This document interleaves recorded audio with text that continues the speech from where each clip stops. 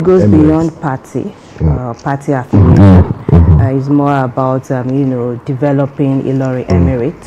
I'm sure this is the concern of the Iedpu to ensure that they contribute. It's more like that's what I said. That despite the party affiliations, nothing political. It's nothing political. It's just ensuring that Ilorin Emirate. Although we have seen in the past where political undertones have affected all the ceremonies in the time past, but I think that it's the 59th edition, yes, and it's an annual event every 25th of December. Is what we always see.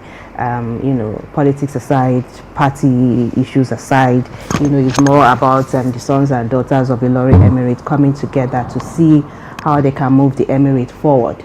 Of course, it's also spread to other areas in the state as well, to see development, to see love, to see unity. And if you see this coming up every year, I think it should be commended. And other, surrounding communities will also emulate what the Ilorin Emirate is doing. Suleiman. Yes, máa kí gbogbo àwọn tí ń wò wá lórí ètò àkànṣe ètò eléyìí tí àdídì gbé kalẹ̀ láti kópa pẹ̀lú ìpàdé àpépọ̀ lọ́dọọdún tí Iedpu yẹn gbogbo ọmọ bíbí ìlú Ìlọrin Emirate nílé lóko lẹ́yìn òde. Ìpàdé àpépọ̀ ti ọdún yìí a rí wípé ó ní ẹlẹ́ẹ̀kọkàndínlọ́gọ́ta irú ẹ̀ tí ó ń wáyé bí ó ṣe máa ń wáyé rẹ̀ lọ́dọọdún. Pàtàkì ìpéjọpọ̀ yìí òun náà ni láti fìfẹ́ hàn láàrin ara ẹni kí a tún ríra wa àtàwọn ibi tí ọ̀rọ̀ dé àti ibi tó ń lọ láwọn ibi tí iṣẹ́ tí ń bọ̀ gbogbo eléyìí òun ni wọ́n máa pẹ̀kẹ́lù níbi ìpàdé àpépọ̀ yìí. A ó rí wípé ọdọọdún òun náà ni ìpàdé yìí máa wáyé. Yóò tún ní ti ìkówójọ nínú fún tọdún yìí lórí àwọn àkànṣe iṣẹ́ lọ́lọ́kan ọ̀jọ̀kan bíi tí àjọ Iedpu ti báṣẹ dé, tó sì jẹ́ wípé eléyìí ó jẹ́ ọ̀nà kan tí gbogbo ọmọ bíbí Ìlọrin Emirate fi máa ń papọ̀ àti kálukú náà pàápàá jùlọ àwọn tí àwọn ò gbé nílé tí wọ́n wọ àwọn tó wà ń lè láǹfààní láti fi tó wọn létí pé tọ̀ ibi àbáṣedé lélẹ̀ ibi tá à ń lọ lélẹ̀ àwọn dẹ̀ tún jọ pẹ̀kẹ́lu kí tún ní àfojúsùn bẹ́ẹ̀ gẹ́gẹ́ bí ẹ̀yin akẹgbẹ́ mi ṣe sọ eléyìí ò ní ń ṣe pẹ̀lú òṣèlú, eléyìí ò ní ń ṣe pẹ̀lú wípé ìjọba ìbílẹ̀ yìí ní ti tèmi bóyá Ìlọrin South là wà kìnìún tó bá sà ti jẹ́ Emirate. Exactly. Àwọn náà ni wọ́n ò ní àkójọpọ̀ yìí fi wá tí wọ́n tún fi ríra wọn, wọ́n tún sọ àwọn tó tún kọ́ ẹ̀ka tó tún tọ́ tó tún jẹ níbi ìpàdé yìí tí ẹ jẹ́ olólùfẹ́ iṣẹ́ mọ̀máwòrán ìpínlẹ̀ Kwara ẹ máa bá wa kálọ fún ti tọdún yìí. Ibẹ̀ náà ni kódà wá tá a wà ń dé àbí tá a sí nípínlẹ̀ Kwara gan tàbá ti ní iléeṣẹ́ mọ̀máwòrán ìpínlẹ̀ Kwara bẹ́ẹ̀ ni bá náà ti darapọ̀. Exactly, because you can see it live as the event progresses. However, the event will be presided over by the Taba of Ilorin, and that is also the Pro-Chancellor of Federal University, Gov'T, that is Professor Shaib Oba Abdurrahim, OFR, and of course, a prominent businessman, Ambassador Abdul Fattah Yahya Seriki, MFR, will be the chief launcher. And of course, other dignitaries are expected to grace the event, where money will be raised for the completion of the unit.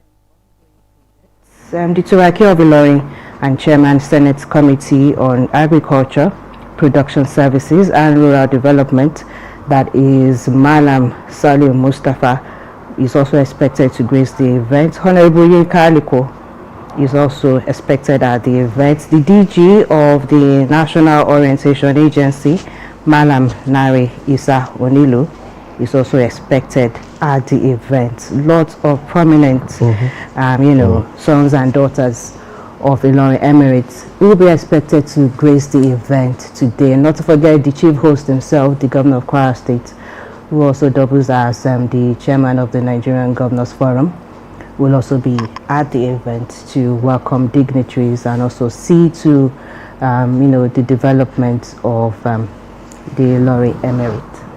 So these are live pictures of the event coming through, and of course that's the CPS2, the governor, Malam Rafiu Ajakai. The governor is just arriving. The governor just arrived. You can see the arrival of the governor of Kwara State, Malam Abdurrahman Abdulrazak. He is there arriving at the event already to commemorate the 59th edition of the annual conference of the Iedpu. You spoke about prominent, descendants who are, of course, to grace the occasion, and it's a very good thing. Yeah, we can also see traditional rulers. You can see religious rulers, gracing the event, which shows unity. In our diversity. This is what this IEDPU is trying to promote. It's not just about generating money. We also try to ensure that we maintain that peace and unity and love in the Emirates. This is what we are saying, and this is one of the many, events that comes from here in Kwara State. Gẹ́gẹ́ bí fọ́nrán eléyìí tí àwọn oníjùmọ̀ bá wòrán ó túmọ̀ sí pé aláṣẹ àpàṣẹ ìpínlẹ̀ Kwara Malam Abdulrahman Abdulrazak wọ́n ti dé ibi tí ètò ọ̀hún tí ó ti ń gbéra sọ tó ti pé ètò ti nara tán òun náà nìyẹn.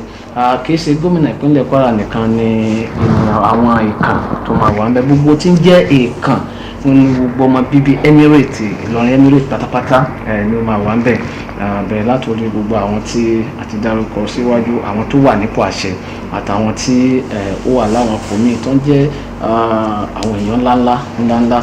Kì í ṣe pé bóyá ẹgbẹ́ òṣèlú lédè àfẹ́rí ọ̀nbẹ̀ nǹkan ló bá ti jẹ́ ọmọ Ìlọrin tí o sì mọ̀ pé ìdàgbàsókè Ìlọrin Emirate ó kà ẹ́ dandan gbọ́dọ̀ wà níbi ìjókòó yìí. Àdìgbò eléyìí máa ń pakún ìfẹ́, àjọṣepọ̀ àti ìdàgbàsókè ìlú. Àwọn èèyàn ló ti ń náwó àti bí o tí ò rí gómìnà lójú wá wà ń bẹ̀ yẹn. It promotes a fun fair. There is fun fair, equality. You see yourself as one. At such conferences, there are no. We know there are elders and leaders, but you see yourself as one.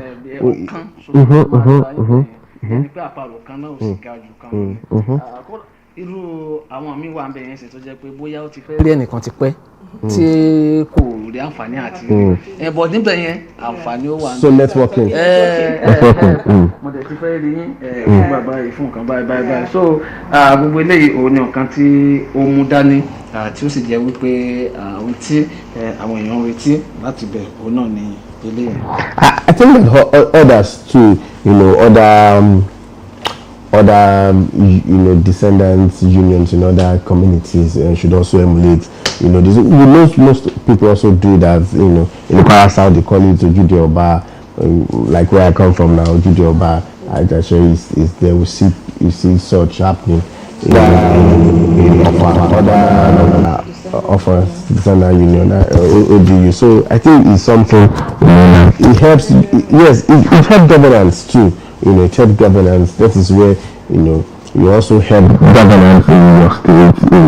To of course assist people. This is where philanthropists also comes in and say, okay, those places that the government have not been able to touch, the lives that the government have not been able to touch. Okay, we are also bringing our own support, lending our own. Government can do it. Where we have prominent community coming together to augment what the government is doing. It goes a long way in bringing development to that community. Like you said, other so it's also key. This is where we hope that they will help it to touch. There are some that will touch lives of the younger descendants. Lára nǹkan tí IEDPU tẹ máa ń ṣe kì í ṣe pé bóyá àwọn ṣe ńláńlá yìí nìkan ni wọ́n ń gbé ṣe, gbogbo àwọn ó láwọn ọmọ tó jẹ́ pé wọ́n ràn lọ́wọ́ láti rí wípé wọ́n rí ẹ̀kọ́ wọ́n rí parí, pàápàá jùlọ àwọn ọmọ tó bá jẹ́ bí ọmọ aláìníyà tí ò ní bàbá.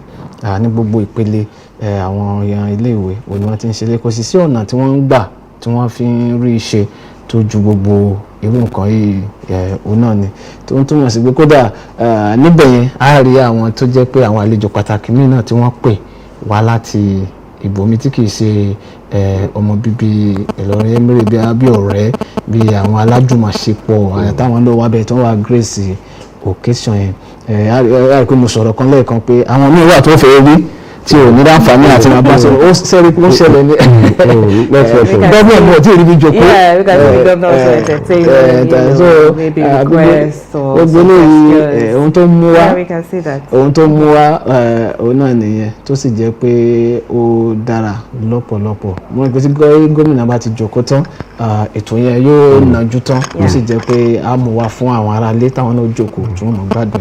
Because we're expecting traditional title holders, spiritual leaders, former ministers, and national legislators, as well as state legislators of Ilorin Emirates extraction, are also expected at the ceremony today.